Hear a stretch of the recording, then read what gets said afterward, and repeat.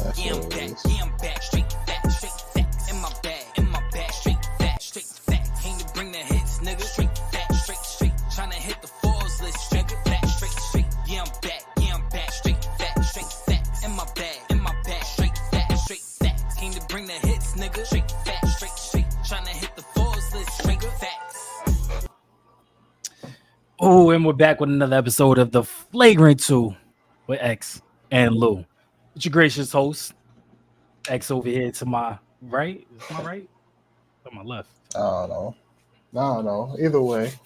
Either way. And of course, Lou. You gotta be like, present. Remember back in school? Your Call your first day name. of school, right? Right? Present. But nah, man, it's a good week. It's a real good week. So I'm trying to set this shit up. Shit for yeah, I done messed this up.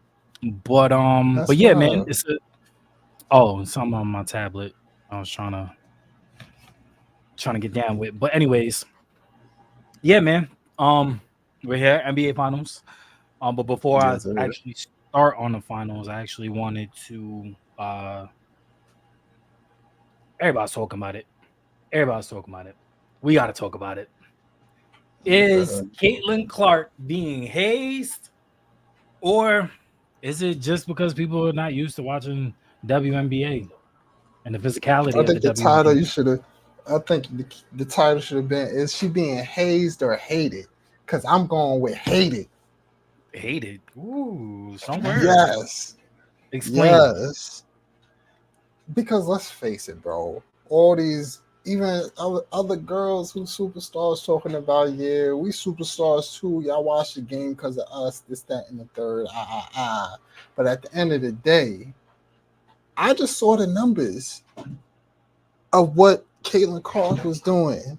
She was doing like 17K to like 7,000. Yeah. That's 10,000 more.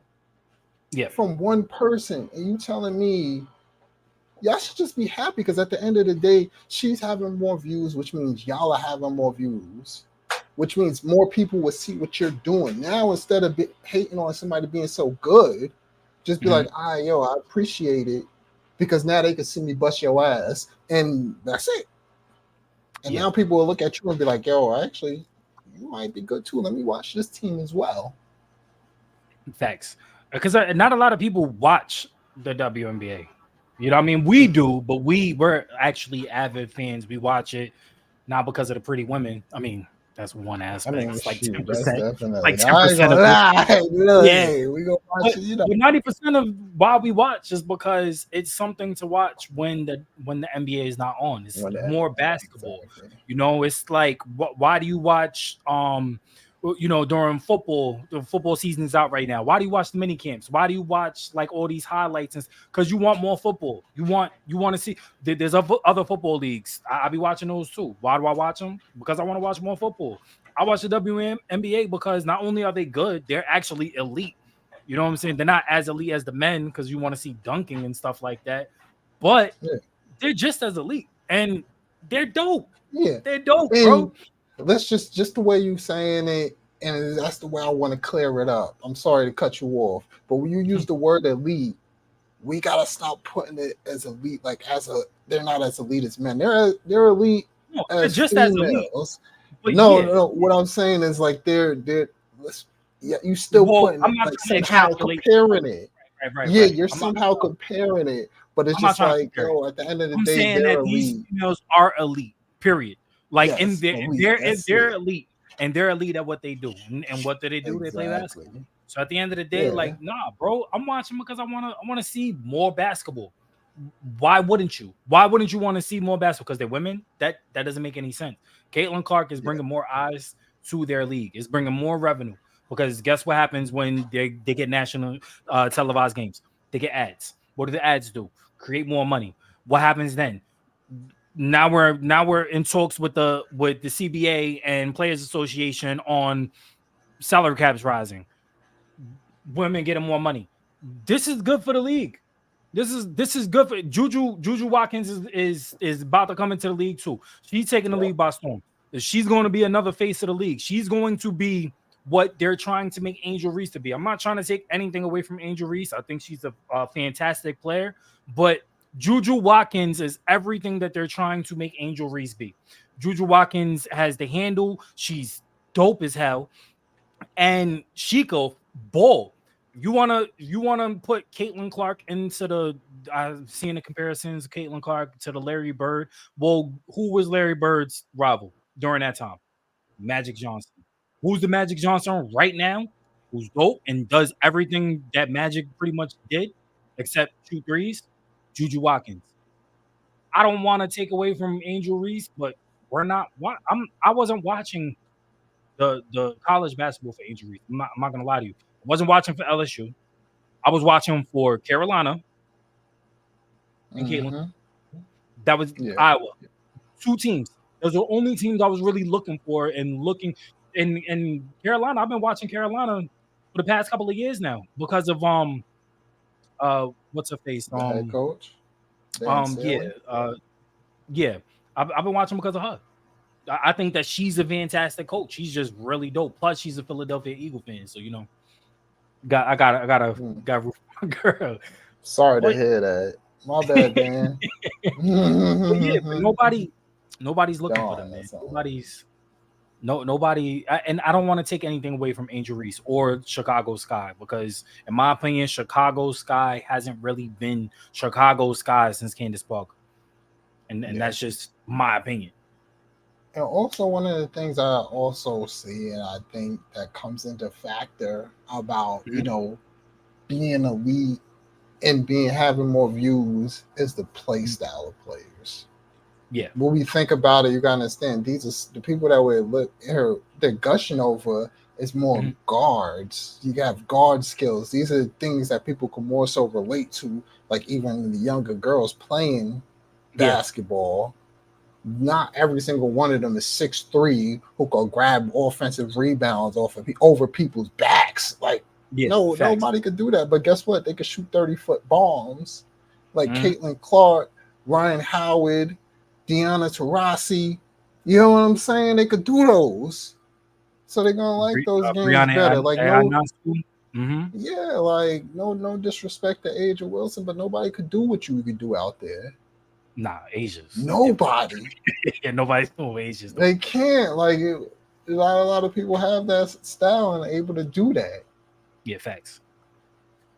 So I think also if you want to blame anybody, especially in this climate, in this generation, this new era of basketball, you want to blame anybody, blame Steph Curry.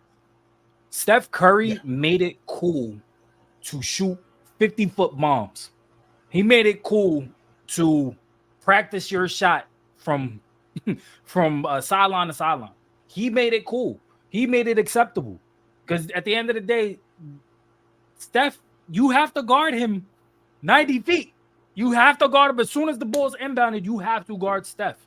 He made that possible for the newer generation because the newer generation want to do that. The newer generation want to shoot threes. Yes, dunking is cool, but when everybody could dunk and when there's not much creativity to dunks anymore, where we've kind of all seen the dunks, what's left?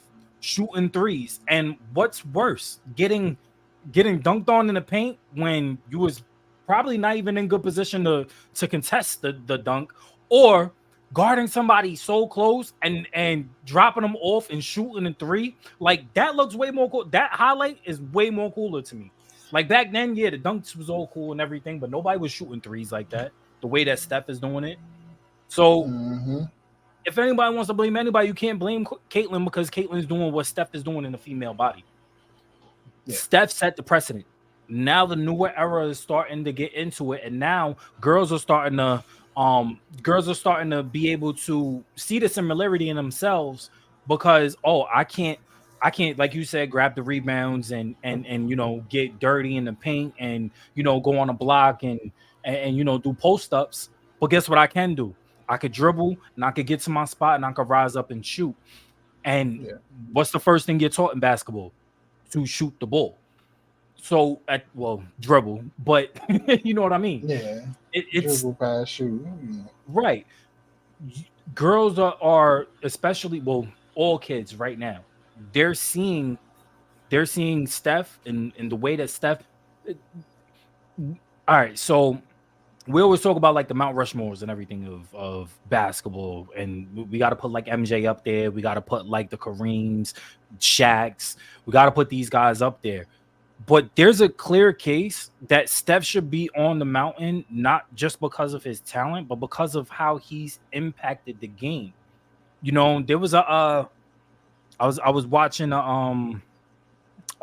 two guys. Matter of fact, Gilbert Arenas. He was talking about AI versus Curry and how AI drawing all the attention and stuff like that. Yeah. Who would you rather guard, AI or Steph? Honestly, I would rather guard AI. Yeah, AI put you on a highlight too. AI was different, but yeah, Steph just make it look so effortless. Like it's different when, like I get that AI kind of made it look effortless too, but AI was trying. AI was trying to kill you. Mm-hmm. Steph may be trying to kill you, but it doesn't look like it.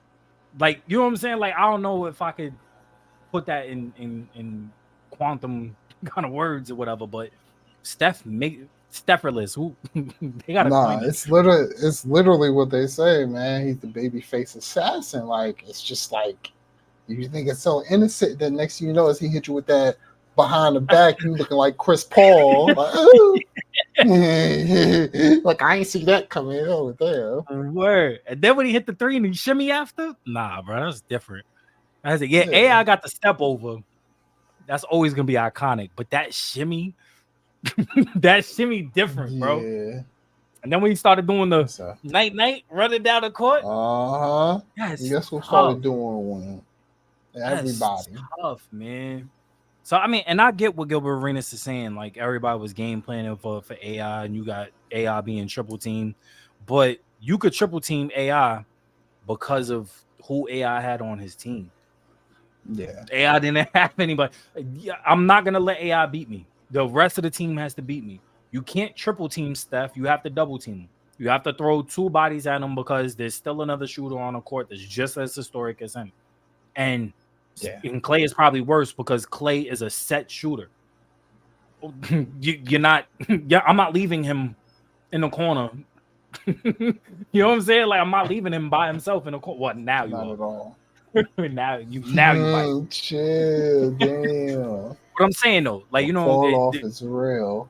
Oh yeah, fall off, man. But I don't know, man. I feel like, you know, back to that. I see where people are saying like I can see where they're saying like it's rookie hazing, but if that's the case, I've never seen rookie hazing to this extent, where it's not just the other teams that's doing it. You have your own teammates. Your own teammates is not helping you up. Your own teammates is not coming. There's no way that me and you are on the same team. You my rookie. I know that you are my star. Like you are my meal ticket. That Caitlyn is their meal ticket. The same way LeBron was everybody else's meal ticket, Caitlyn is their meal ticket. I'm not letting my meal ticket get hurt. I'm gonna have my meal tickets back. Word? Flagrant foul? Guess what? Guess who's getting a flagrant foul too? I'm Draymond. Even if you feel me. Wait, call me Draymond because I'm Draymond Green. I am choking somebody up. Facts, you got me messed up. Got me messed up, bro. You're not messing with my meal ticket. And this crazy part is all it takes is for one of her teammates to do that during a game, have her back, get a flagrant foul off of a hard foul on her, and I guarantee a lot of those hard fouls stop. All that hating stuff, all that stuff. All it takes, she need a Draymond on her team. Nah, that's a fact. They got to trade for a dog. Get Brittany Griner over there. They need a dog. Somebody that's just gonna come in and just shove some females around. That's a fact. But yeah, they do hate. I don't care what anybody says. Nah, I agree. It's a little bit of hating. I think it's like 75% hating, 25% it's It's just basketball. But And you then the could thing tell. too, also, yeah, also too, the person getting hated on too is Angel Reese. She gets some hate too, but she just don't see herself as the, Yeah. She gotta realize like y'all had that problem, y'all had y'all situations, but now when you on the court, because you see Angel Reese got hit even probably worse. Yeah, she than did. Caitlyn. Yeah. And I'm sitting here like, damn, like, yeah, you gotta realize you're making money too, tough. Angel. Like, they don't like you neither. That's a Fendi. And then So what it's I don't like, like about Angel is she doesn't want to pick what she wants to be. She said it prior to the season, to the WNBA, to the NCAA. I'm the villain when she did the ring thing, right? yeah. Following season, they lost. I don't know why I'm being painted as a villain, this, that, and the third. WNBA just a week ago, she's like, I'm embracing my role as the villain. Like, if you're the villain, you can't complain about the shots. You can't. Draymond know he a villain. He's not complaining. Yeah. He doesn't complain to the refs or nothing like that. He just, he does his dirt. That's it. If you're the villain, you have to accept that role and know that you're not going to get a lot of the calls because you are the villain. And 9 times out of 10, the call goes against the villain. If you're trying to play the innocent girl, the innocent female, then you got to pick which one. Caitlyn, reason why everybody's talking about Caitlyn is because Caitlyn never painted herself as the villain. Yeah, she talks trash, but who doesn't talk trash on the court? Yeah. Who doesn't? When you're doing it in the perimeters of basketball, talking trash is a part of the sport. I don't care what sport you play, you're going to talk trash. I hit a home run off you. I'm looking at the pitcher the whole way down. You know what I'm saying? I score a touchdown on a cornerback. I'm looking at the cornerback on my way back to the sideline. Like it's a part of the game. Yeah. But you can't complain about it if that you're embracing the villain role. If you're embracing the villain role, you got to be the villain. I'll be at the podium like, she trash anyway. You saw what I'll be Pat Bev at the I'll be Pat Bev. Trash. Yeah. How much she scored against me? Even though he scored like 15 on Pat. Pat was he was capping. He was like, nah, you only scored like 2 points while I was guarding him. Like, nah, he scored like 20 on you, bro. But you gotta be like that. So it's tough, man. Shout out to the girls though. Shout out to the girls. I hope big facts. Oh, Caitlyn gets them more money, man. That's crazy. 17,000. Man. You talk about the other ones total got 7K. Like, man, I was looking at them. They said that there was only one game. There was only one game where the attendance was at 10,000, and it's still more than any other attendance at any other game.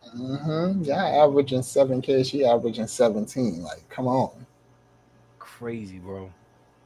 Let's get into the meat, the nitty gritty. The meat and potatoes. The meat and potatoes. Extra gravy. I like the storyline. I'm gonna start there. I like the storyline. I like the Kyrie middle finger to Boston. Boston shipping him out because they didn't want to deal with him. But the thing is, he was actually helping when he was hurting. They probably could have won a ring if they still had him prior, because they've been to the Eastern Conference Finals like almost every year. Then you got KP, the storyline of Dallas didn't want me. Now I get to face them in the finals. But according to both of them, actually, KP and Luka, there was never no bad blood between them two. Luka did want him. It was just KP was always injured. That's just what it was. Now, 2 teams going against each other. Obviously, 2 best teams in the league. We can only go for that because both of them made it to the finals. Who ultimately comes out on top? Whose storyline is going to come out as the better storyline? Wait, either between Kyrie or KP? Yeah. If Boston wins, does KP have the same effect on his storyline that Kyrie does? It doesn't, because at the end of the day, At the end of the day, KP's storyline is literally him being injured and him being shipped out because he was injured. Kyrie's storyline is literally, he wanted to be there, got rid of him, this, that, and the third. But it's like, it's not just the Boston part of it. It's the after part of it. Yeah. It's the fact that he went to the Brooklyn. He had to deal with the COVID things. He had all that extra stuff that went on with the league. And now everybody's sitting there talking dirt on him, this, that, and the third. And now everybody has to retract those statements. Yeah. And they don't really want to. The what is it? The disrespect. The apologies has to be as loud as the disrespect at this point. Exactly. And it's just like, it's, even though it's like the Boston thing is fantastic, don't get me wrong, it's the fact that everything else is well, which creates this. Because at the end of the day, KP literally went to the worst team. Yep. And the Washington Wizards played fantastic.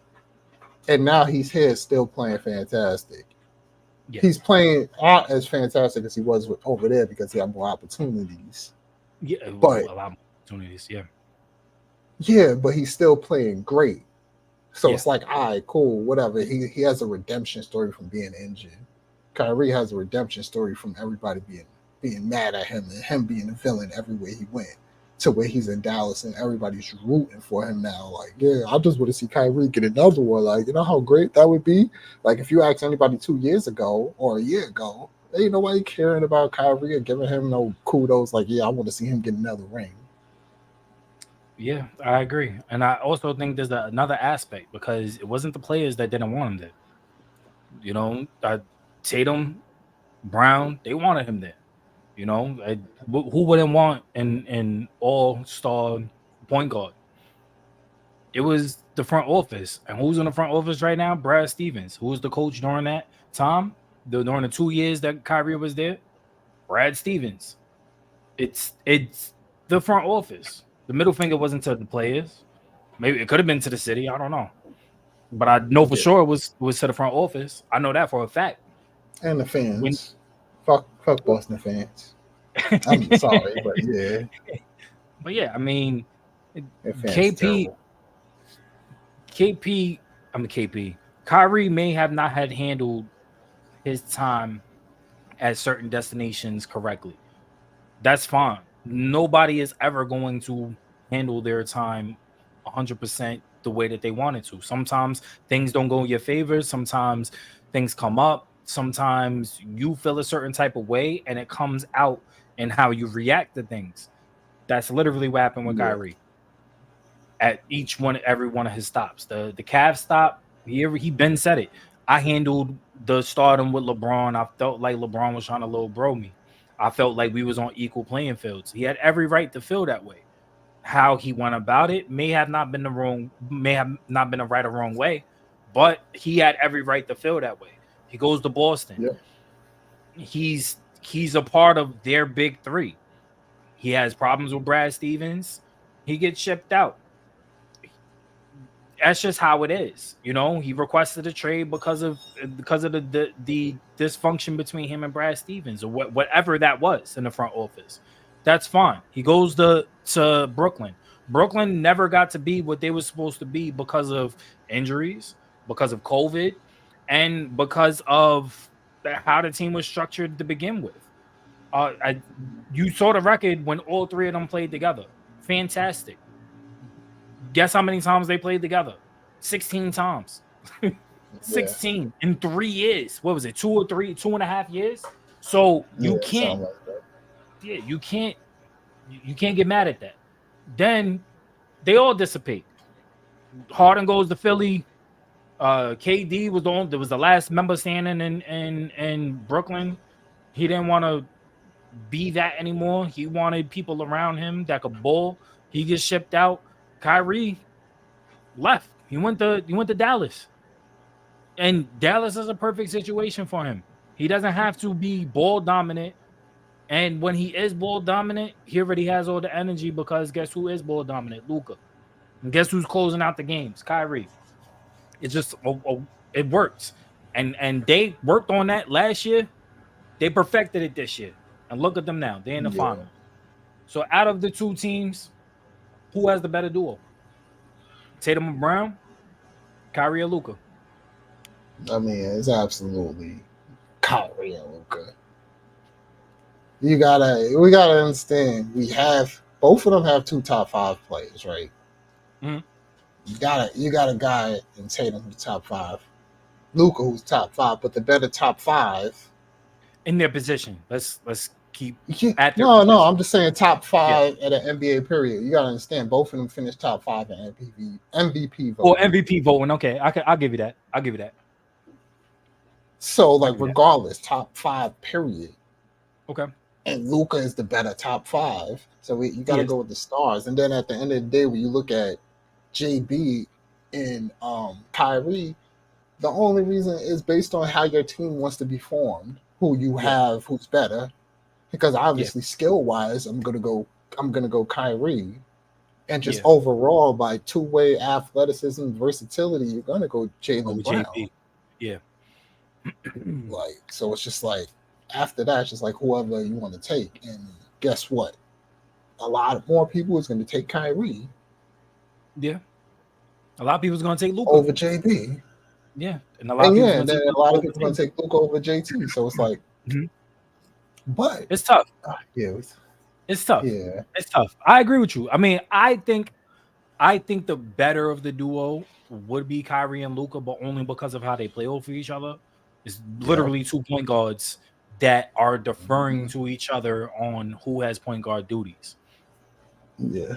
Whereas you look at the Celtics, it's 2 forwards that defer on which one is going to be the shooting guard at whatever particular time, or which one is going to be the swing, which one's going to be, because JT has an underrated defense, and the only reason why I say underrated is because his defense is not as expounded upon as JB. JB's main role is to guard the best of the best of whoever they're guarding. JT, they don't want JT guarding the best, but JT can. He can switch off. He can guard him. They want him fresh. They want his legs fresh. They want his arms fresh. They want his conditioning fresh. They want him to be the scorer. Sometimes JB could do both. He could go out there, give you terrific defense, or first team all defensive team defense, and then go on the other side and drop 30.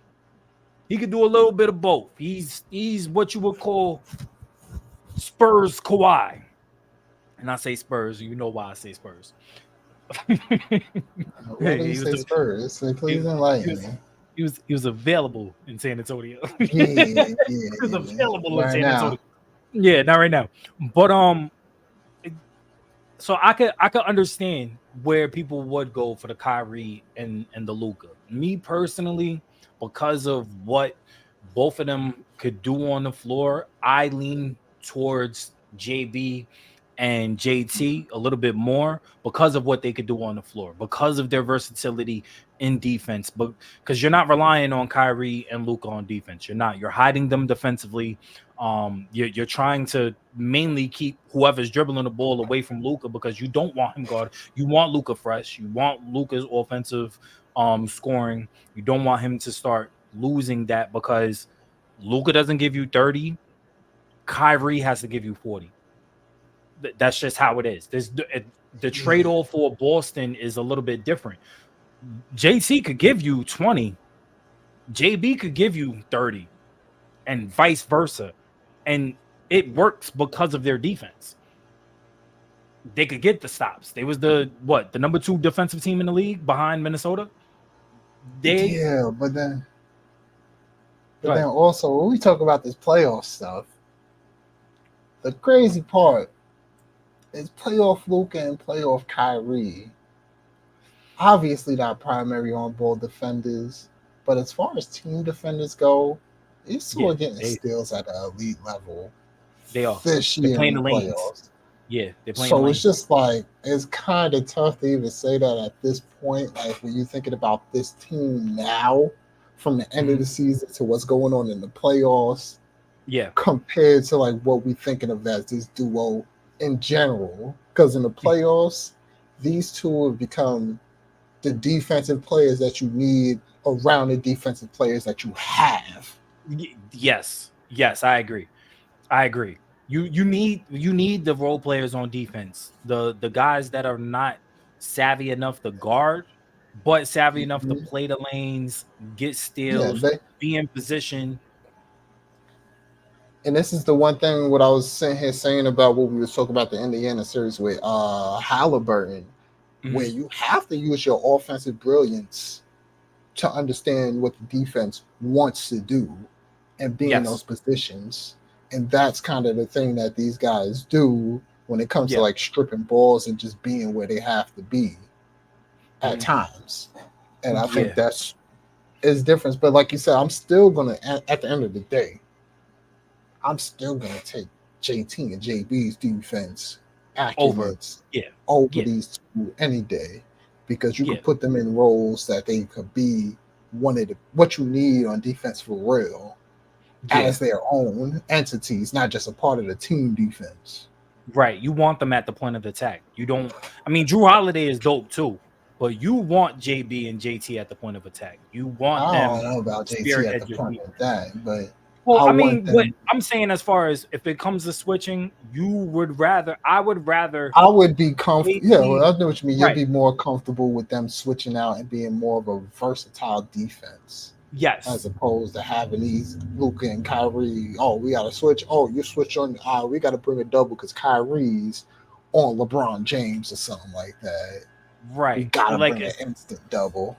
If we're running a 2-3, I want them. I mean, I love Drew Holiday, but I'd rather JT at the top with JB, and you would have JB on ball with JT off, and you could switch them in between, because the length of JT is going to that's when you figure out your length and how to maneuver with your with your pause, with your width and your arm length and stuff like that. You're a better defender at that, because you know how much space to give certain offensive players, and I think JT is smart enough to do that. Whereas JB's just a dog. He wants to be in your face. He wants to be on your hip. He doesn't want to give you too much room to spare. But enough about the players. Let's talk about the coaches. Who do you have? Who do you trust? Who do you trust more? Coach. I mean, there was a time in an era where I looked at Jason Kidd like, yo, what the hell are you doing out there? He's dropping drinks just to get timeouts. That was savvy as fuck. But I was savvy. It caught you. And it's just like, at the end of the day, honestly, at the end of the day, I'm gonna go with Kidd, because sometimes I see Mazzulla out there and I'm like, yo, sometimes I don't feel like he's doing anything. I don't care what anybody says. Yeah. And like, you can see Jason Kidd, you look at Jason Kidd, and it's like he's doing things, but it's just like, at the end of the day, it's like, yo, we looked at him early in the year, like, yo, what is he doing? And what he was doing was figuring out what's going to happen in the playoffs. I was playing these lineups, and it's just like, when you think of, Celtics is like, they were just playing throughout the year perfectly fine, like, and it was just like, it came down to end of the game stuff and things like that. You're like, yo, what's up? Why are we not drawing up something better to get people in places to execute? You know what I mean? And it's just like, Kidd, like, honestly, Kidd probably don't have that too much of a responsibility on that side, because you have Luka and Kyrie, like, yo, just face the floor, get the matchup you want, just go. But it's like the Celtics, they're more of a team. Yeah. And they have to operate as a team where you need those plays, where you need those Brad Stevens plays. If Brad Stevens was there, I would take Brad Stevens as a coach. But Brad Stevens is better at X's than O's. But I would take Jason Kidd over Mazzulla too, because I feel like Jason Kidd is better at X's and O's than Mazzulla specifically. And the only reason why I say that is because, one, Jason Kidd is an X point guard. He sees the floor the same way that his star players see the floor, Kyrie and Luka. So when you have ex point guard as your head coach, who had to be. We always call the point guards the general, the coach of the floor, gets the offense moving. You want a guy that's bless you. You want a guy that sees the floor the same way as you do. Jason Kidd is going to see the floor. He's going to put himself in Luka's shoes and be like, well, if I was out there, I know that they're going to come at me with this. You're probably going to have this option. So look for this one too and pick whichever one is better for you.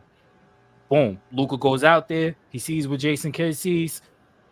I see this option. I see that option. Let me see how the defense is going to play me. Defense comes this way. I'm dishing off to the corner. Why are they leaving the corner wide open? So I like where Jason Kidd is because of the fact that, yeah, he was an elite point guard in the league. So he was like a reigning assist leader like 3-4 years in a row, and it was just him and Steve Nash going back and forth with leading the league in assists. You have a guy that's a willing passer that knows how to, because Jason Kidd didn't develop his shot until later on in his career. When he got to the Knicks and his stint with the Mavs, and Jason Kidd has been here before. He's been to the finals twice. Won once. He went to the finals with New Jersey, and he went to the finals with Dallas, and won one in Dallas, lost in New Jersey. He knows the magnitude of this of what's going on. Mazzulla was on the bench. He was a bench coach when the Celtics went to the finals. It was Arumbe, Ime Udoka. Ime Udoka. I'll be. He gave him a new but yeah, name. it was Ime who was the head coach when they went to the That's right. Yeah, so Mazzulla was still a bench coach. Yeah, it's almost the same, but when you're actually the guy, you're the guy that needs to draw up a play. Do you defer to one of your bench coach, or do you be the one that is going to draw up the play? Who do you trust in that last second? I need to draw up a play to get my stars in position to make a play to get the shot off, etc. My money would be on Jason Kidd because Jason Kidd has actually lived those moments. Whereas Mazzulla, this is his first time being the head coach going into the finals. It's going to be tougher on him. Yeah, and then the thing about it, if these games are close and it comes down to either JT or Kyrie or Luka, who's your money on? You get close games you gotta take.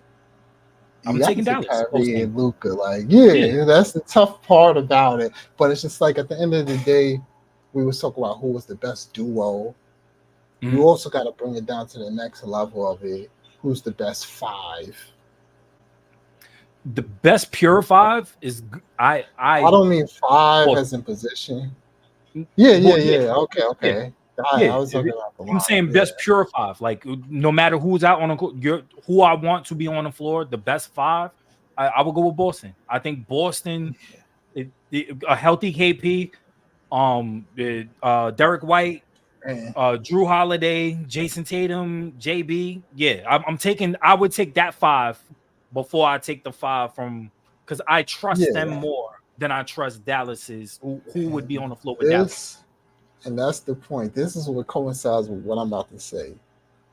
This Celtics lineup is different than anything the Mavs have played throughout this entire playoff run. I agree. Just because of KP and Al Horford. I agree. Because I think the closest they got was the OKC. Defense. The closest would be OKC. That's definitely the closest they got. But what's his name? Chet wasn't hitting on shit. No, Chet wasn't. And the thing about it, and the thing about it is we was talking about who've been here. They all been here. Mm-hmm. Like we could say Luka has never been to the NBA Finals, but Luka has been overseas in the finals, winning and becoming an MVP over there. So to him, this isn't too far from what he's already done. Yeah, I agree. So it's just like the rest of them though. Kyrie and Luka, those are only two. The rest of them, yeah. No. Everybody on Boston, yes, they've been here except for KP. Yeah, but KP has played international, and he's also been on a championship team in and the thing Latvia. about that's what I'm just saying. Like the team in Boston is gonna change and give them a run for their money because KP is gonna push them out the paint where that big man want to thrive at on defense. And it's going to force somebody else to be the next line of defense. Or guess what? You're giving up 3-pointers to KP or Al Horford, who has shown they can make these shots. Unlike Chet, who's never been in the stage, who buckled under that pressure. Mm-hmm. I agree. And I also think that it's not going to behoove the Dallas Mavericks to go small because of the fact that KP he has range. He has range defensively. So it's going to be tough. Like they went small defensively against and offensively. Yeah, they went small against Minnesota.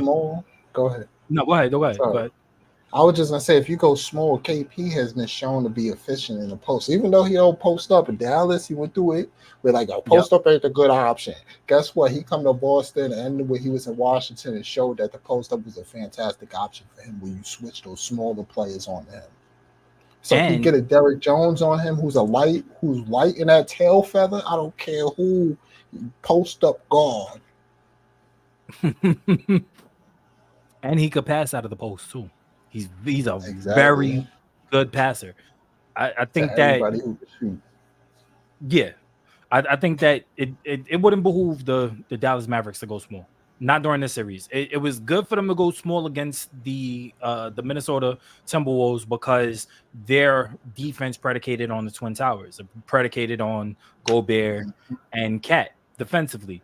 Cat being the roamer, Gobert being the setter.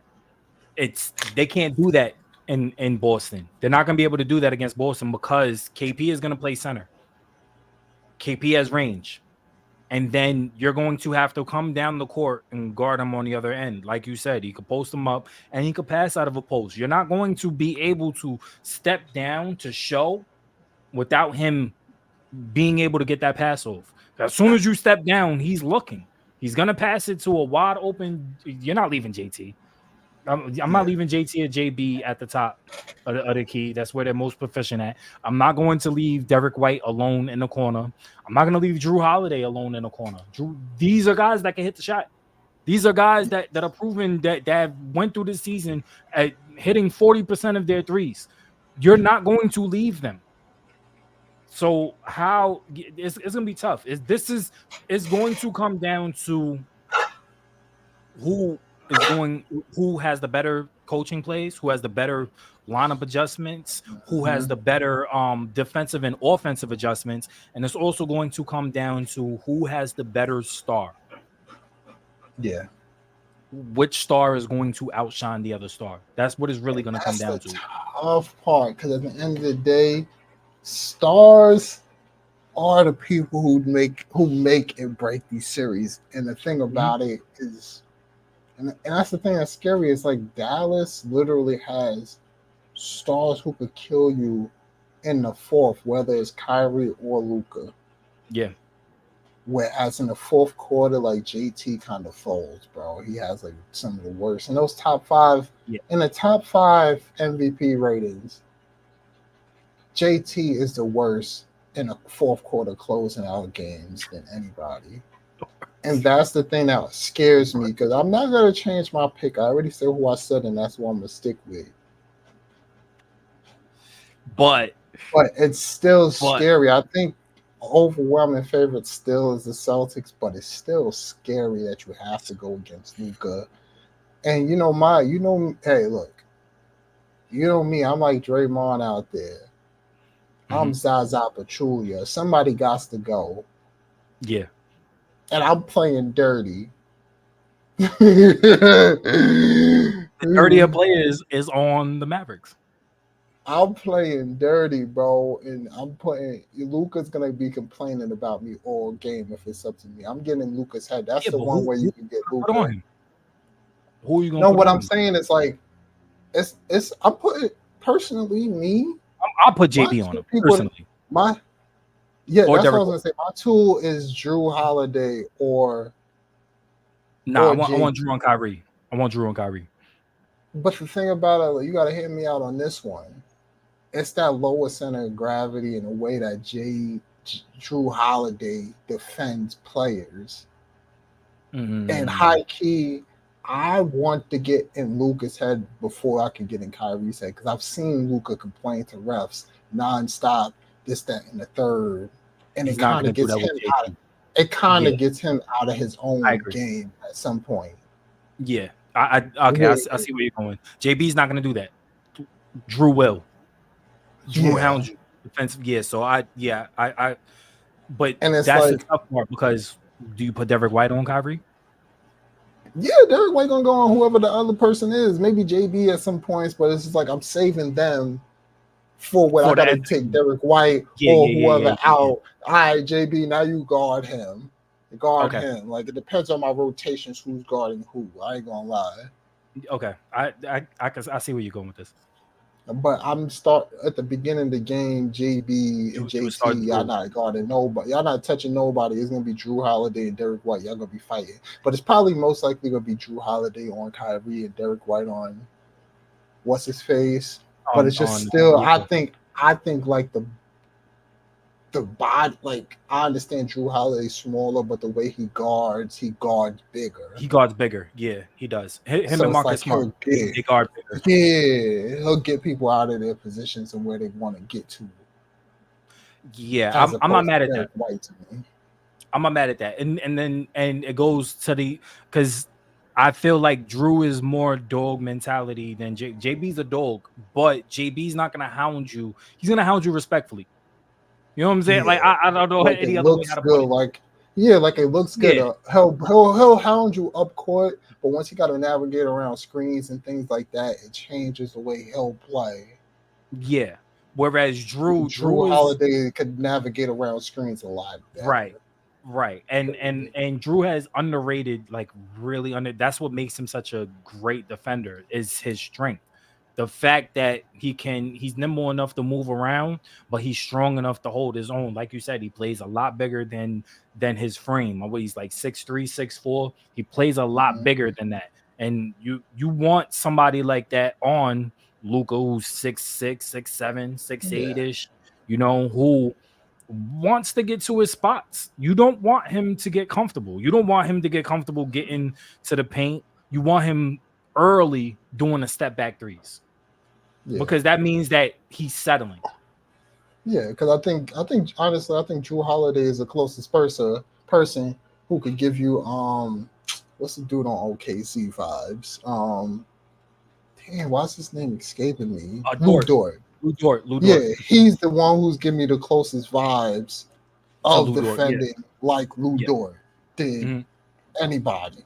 Like Lu Dort did with Luka. I agree.